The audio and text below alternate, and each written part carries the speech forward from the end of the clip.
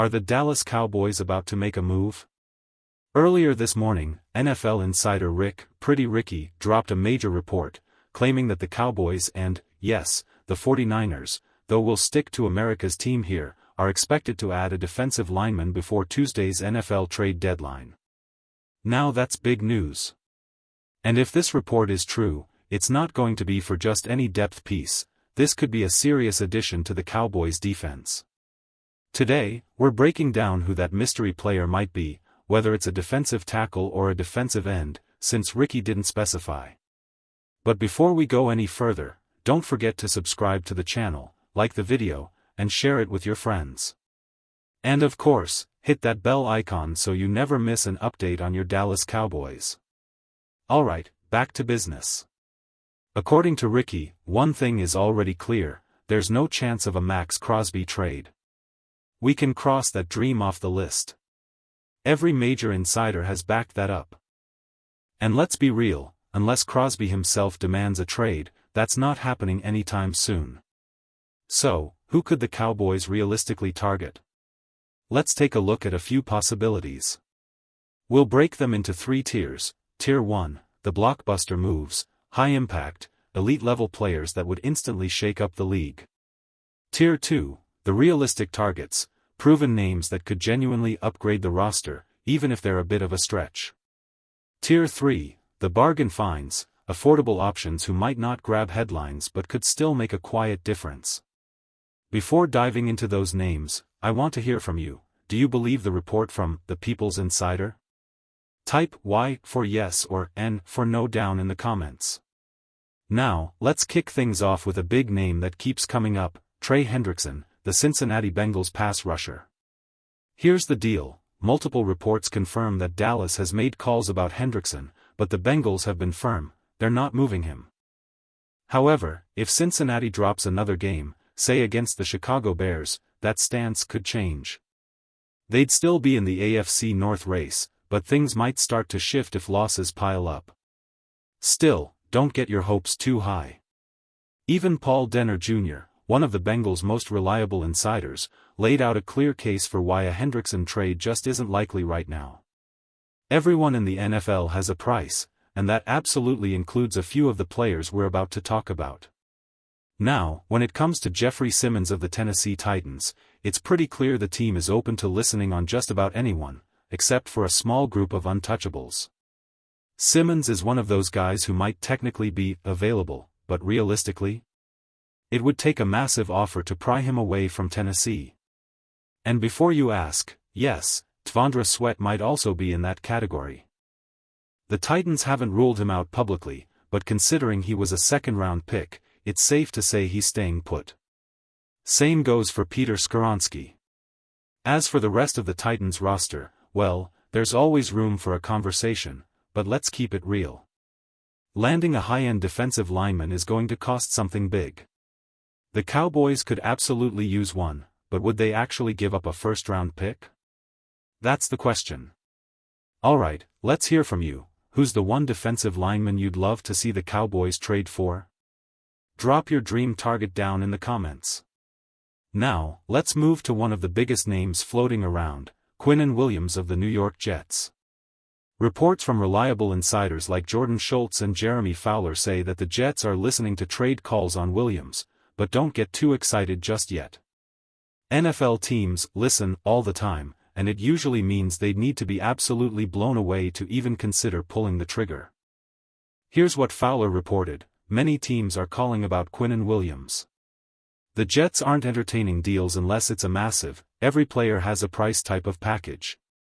That's insider talk for, you can ask, but you're going to pay a fortune.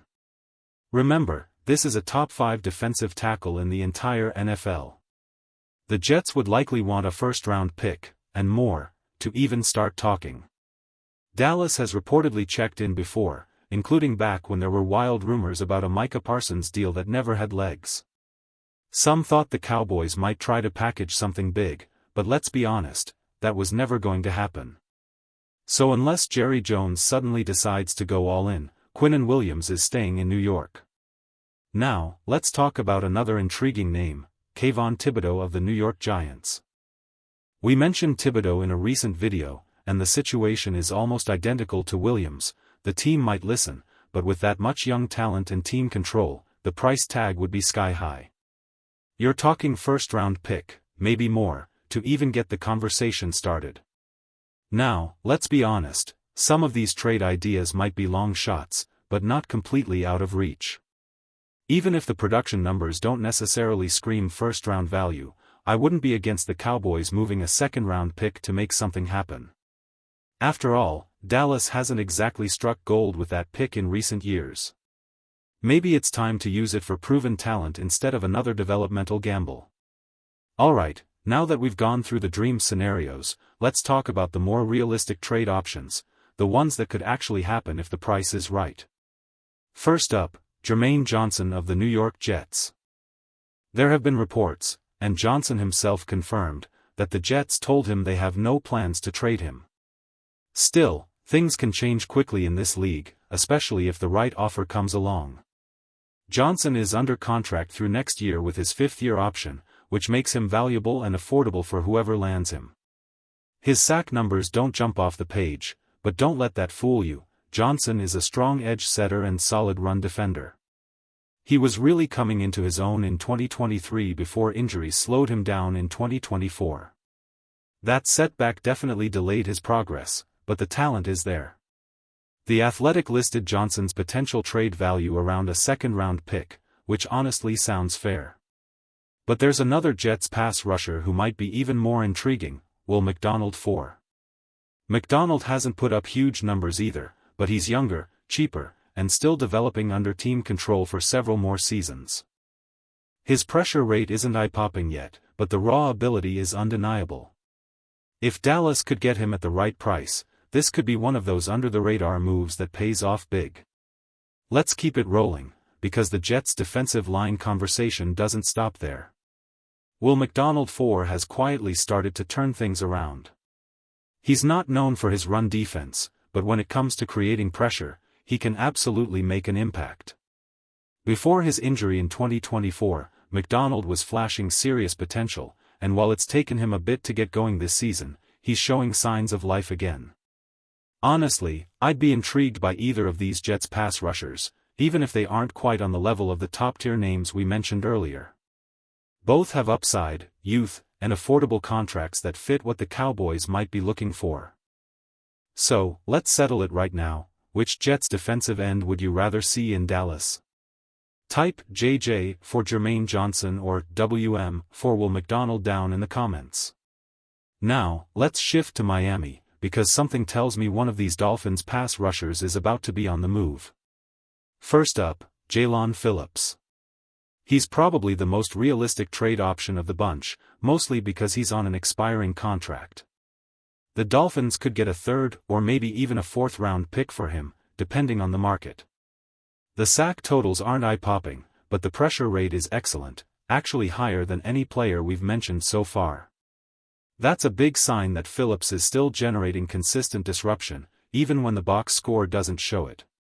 The concern, of course, is injuries. He's had a few, but if he gets healthy and lands in the right system, it wouldn't surprise me one bit to see him rack up 5 or 6 sacks in the back half of the season. Then there's Bradley Chubb, still under contract for next year, with no guaranteed money remaining. Chubb's been more productive than Phillips in terms of sack totals, but his pressure rate is a bit lower. Like Phillips, he's coming off an injury, so that risk is there too. The Dolphins can't keep everyone long-term, especially with Chop Robinson needing more snaps. That's why it feels almost inevitable that one of these two, Phillips or Chubb, gets moved before the deadline. So here's another question for you. Who would you rather the Cowboys go after, Jaylen Phillips or Bradley Chubb? Type JP for Phillips or BC for Chubb in the comments below. And before we move on, let's touch on a couple of other names floating around, Cam Jordan and Carl Granderson from the New Orleans Saints.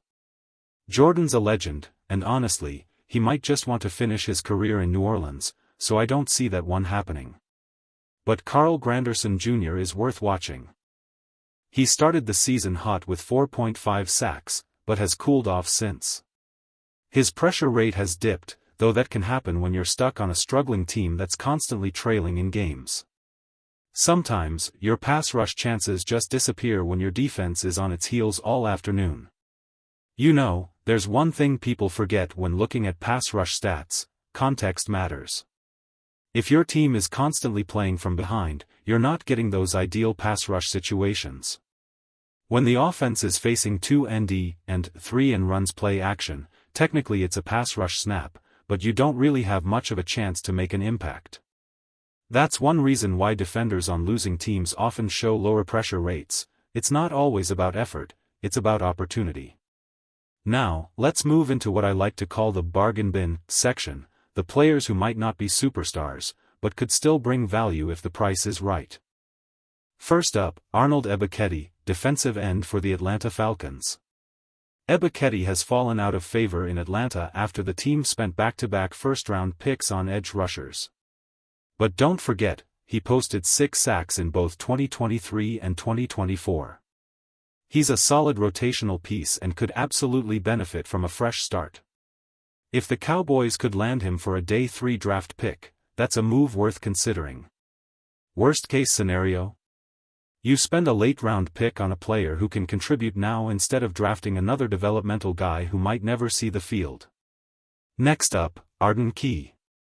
He's one of those consistent, quietly productive players who's been around the league and always seems to land in meaningful roles. Over his career, he's been that steady 5 to 6 sack contributor. Never elite, but always reliable. He's had past connections with defensive staffs that know how to use him, and while he might not be the big splash name fans dream about, he's the kind of player who adds depth and experience, something Dallas could use behind guys like Micah Parsons and DeMarcus Lawrence. Then there's Dre'Mont Jones. His career has been interesting. Coming out of Ohio State, he looked like a natural 3 technique, but lately he's been used more as an edge defender. The Seattle Seahawks have moved him around a lot, but recently he's found some rhythm, recording sacks in back-to-back games and showing flashes of the player many thought he'd become. Both Jones and Key are reportedly available, and while neither one completely transforms your defense, they're the type of low-cost, high-effort additions that championship teams quietly make before playoff pushes. And speaking of reinforcements, the Cowboys could also be getting a small internal boost soon. Perrion Winfrey has been designated to return from injured reserve, which could add a little more depth to the defensive tackle rotation. The question now is, do the Cowboys go big game hunting for a star, or make a few smart, subtle moves to strengthen the trenches before the postseason? At this point, it's tough to say exactly how the numbers will shake out for the Cowboys' defensive front, but the signs point toward defensive end being the more likely position of focus. That said, if Dallas does explore the defensive tackle market, there are a few realistic options. No, the Browns probably aren't trading away Cowboys legend Malik Harrison, but a veteran like Shelby Harris could actually make sense. Harris is a dependable interior lineman who's played valuable snaps in multiple systems. He wouldn't cost much, and for a team like the Cowboys, adding an affordable rotational tackle before the stretch run could be a smart, low-risk move. So what do you think? If the Cowboys make a deal, is it more likely for a DT, defensive tackle, or DE, defensive end? Now, let's talk about some other names floating around the rumor mill. First, Matthew Judon. It feels like every time trade talks come up, there's that one veteran player fans just aren't excited about, and right now, that's Judon. Once a feared pass rusher, he's struggled to produce this season and still doesn't have a sack. Teams know his resume, but at this point, he's more of a question mark than a solution. Then there's Calais Campbell, back with the Arizona Cardinals. Campbell's an all-time great, but at this stage of his career, the decline is starting to show. If he did want out, you'd have to think he'd aim for a more obvious contender, but it's hard to imagine Dallas being a true fit given his age and role. A more realistic name might be Sebastian Joseph Day from Tennessee. He's not flashy, but he's reliable, a sturdy interior defender who plays his role and does the dirty work in the trenches. If the Titans continue to sell, Joseph Day could be one of the first to go. And from the Raiders, Tyree Wilson stands out as an interesting case. The former top draft pick has the size and traits, 6 feet 6 inches, 275 pounds, but has yet to live up to expectations in Las Vegas.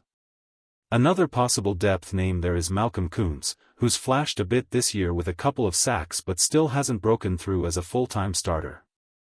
There's also Joe Tryon-Shoyinka from Tampa Bay, a former first-round pick who's now fallen down the depth chart. He's talented, but if you're Dallas, you have to ask, does he really move the needle? And that's the recurring theme here. Most of these names are solid, not spectacular. If the Cowboys truly want to fortify their defensive front, it might be time to aim a little higher and make a move that actually changes the complexion of this defense heading into the postseason.